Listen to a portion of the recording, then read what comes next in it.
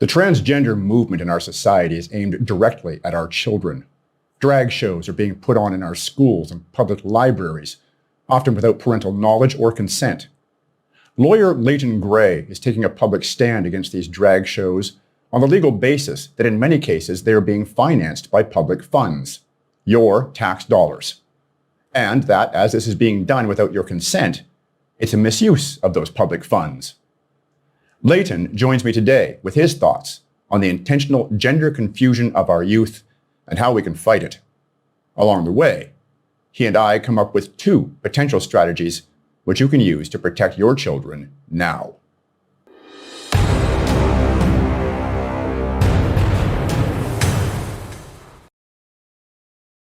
Leighton, it's a pleasure to have you back on our show. Thanks, Will. It's nice to be on. Thank you. So today, of course, as I told people in the introduction, we're here to discuss these drag shows, the transgenderism that's infecting our society, how it's affecting children, and the fact that you're taking a legal stance against this. So if you would please start by describing for our viewers just exactly what you are doing in terms of those legal actions. Certainly. So as people know, this sort of drag queen story hour or drag queen performances aimed at youth has become a phenomenon throughout North America. And for a while, people in Canada thought, well, this was just something that was happening in the United States. It's actually happening throughout Canada. There have been shows famously in Calgary. There was a protest that the mayor got very upset about and called a bunch of concerned parents a bunch of Trudeau-esque names for coming out and protesting that show, which ultimately got canceled. There was another one that was scheduled in the town of Grand Prairie, which is in northwestern community, a larger center. And again, there was an active protest there.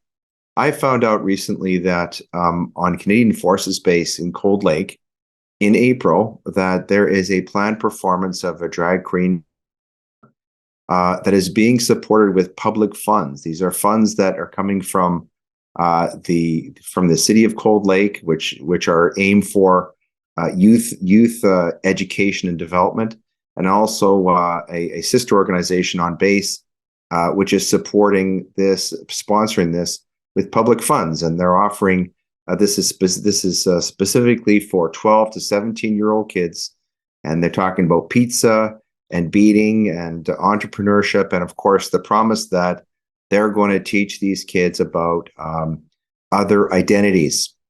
But of course, anybody who's seen or understands what a drag queen show is, and of course our Prime Minister famously appeared on a famous program called Drag Race, and the performer who's been brought in to perform in Cold Lake was actually a contestant on that program. I don't think that's accidental.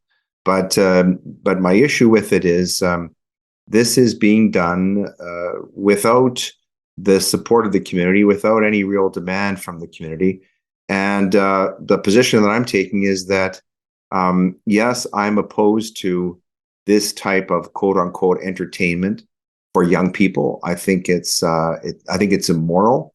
I think it's wrong. I think that there's a lot of data to show, and I can talk about the data to show that this is harmful, and that it really is aimed at indoctrination of youth into this transgender culture for a very, very dangerous agenda that I think is all about demoralization, destabilization of society.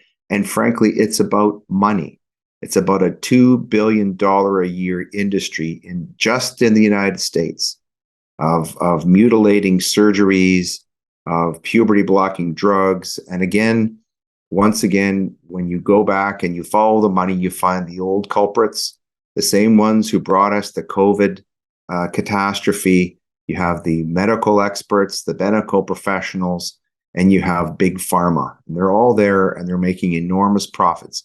And that's what this is about. It's about recruiting these kids and lining them up for the slaughter. And this transgender performer who is coming to Cold Lake, in my respectful view, is a veritable Pied Piper of Hamelin. And this has to be stopped. And the use of public funds and public support for this type of behavior and this type of indoctrination of youth has to stop. And if people like me and others won't stand up and take a stance in our own communities, then we're going to be rough. We're going to be run roughshod by this ideology. I'm old enough to remember back in 1995 when it started out with love is just love, and we want acceptance, and then about 10 years later it was we just want equality, and then it turned into after that it was bake a cake for me or else, and then around 2015 it became say my pronouns or lose your job. And today in 2023, it's your kids will watch drag shows. And that's where we've arrived at here in the culture. And the interesting thing is that, I don't remember any sort of public vote or public plebiscite about this. My issue with the city is that the devotion of public dollars, tax dollars to this is being done without my consent. And I don't think that these drag shows represent the majority of the population of the ratepayers. This is, again, a very small group, a fractional group, a fraction of 1% of society is pushing this agenda, which is destroying and really revolutionizing the entire culture. And we've got to stand up and stop, because it's a hateful ideology that causes destruction to youth. And frankly, I think, and I think people like J.K. Rowling would agree with me, that the radical transgenderism is the most serious assault upon womanhood ever that we've ever seen. And those feminists who are within earshot, if you're still talking about the patriarchy and that threat of that to womanhood, you haven't gotten the memo. You're looking for a battleship on top of the water, and the U-boat is underneath, and it's transgenderism, and it's about to torpedo your battleship.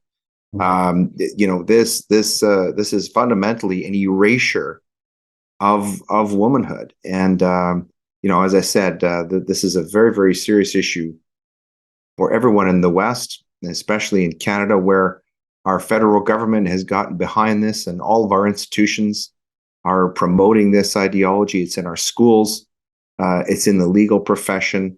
I can tell you that to appear in court in British Columbia now, it's necessary for lawyers to state their pronouns in court. In Alberta, we can no longer refer to judges as Madam Justice or my Lord or my Lady. That is an ancient tradition that has now been vitiated, destroyed by the transgender ideology. So this has far-reaching implications, and it's highly, highly destructive. Has to be stopped. I have to ask on behalf of my viewers who must be wondering, so what do you call them?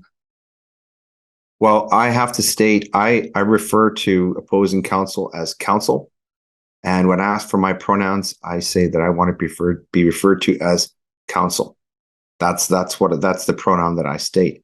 But I think the whole concept of pronouns is just another part of the restructuring of language, and it ties into ultimately the definition of woman. And of course, that when you tie that down more deeply in Western society, and I know you and I agree about this, Will, is that ultimately the core constituent unit in any society, functioning society, is the family. And we simply cannot have functioning families without mothers. And we certainly can't have mothers if we don't have women. And so if we accept the idea that the definition of a woman, and of course the Cambridge Dictionary has bought into this, the definition of a woman is anyone who feels like a woman. I think that's just a catchy Shania Twain song myself. But I think that just drives us into absurdity. And the whole point is to destroy the family, which is the constituent unit of any free functioning society. Without the family, we're simply units, biological units without any real sustainable identity. And most importantly, without the family, and without families, we don't have communities.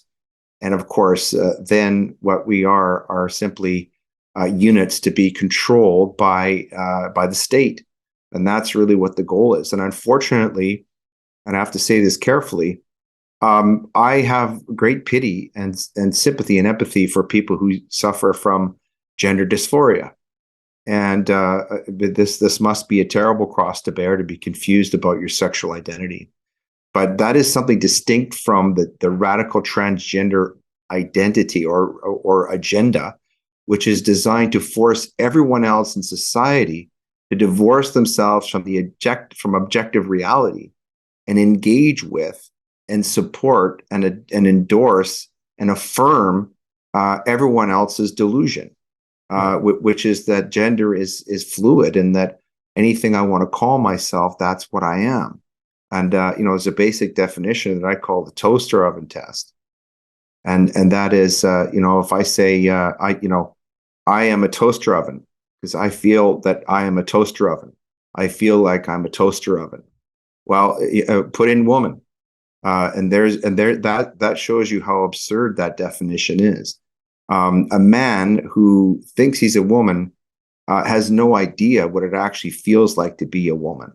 I'd like to point out that we used to call that sort of thing insanity. Yeah, it is. I mean, if 50 years ago, if you were a man and you walked around telling people that you're a woman, they'd diagnose you as being insane. Right. And the reason is, and what is insanity? It's a departure from reality. Mm-hmm. And so this is the very good point that you have made, is that they are attempting to draw us all into their delusion, a delusion in which there is no concrete reality, right? No foundation on which to judge anything.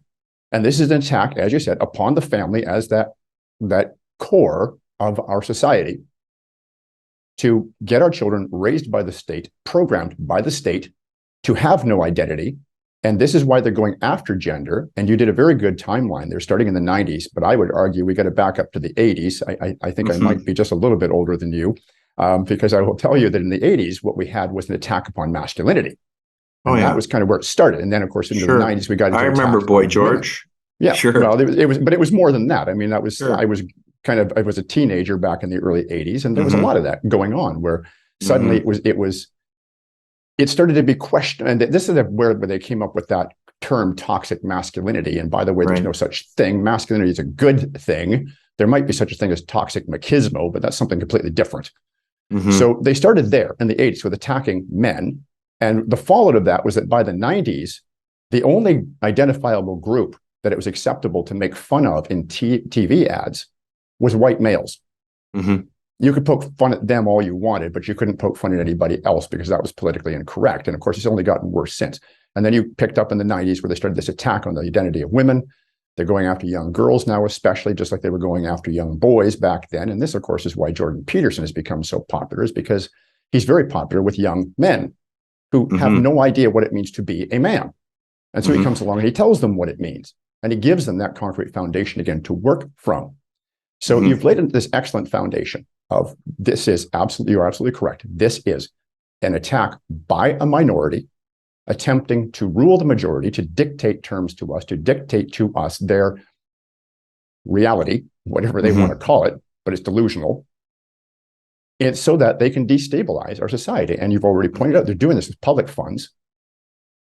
So where I want to go now is, I've got some emails from you, and please correct me if I'm wrong on this, but it sounds to me as though there may be grounds on which this isn't just immoral, it's illegal. And so could you please expand on that?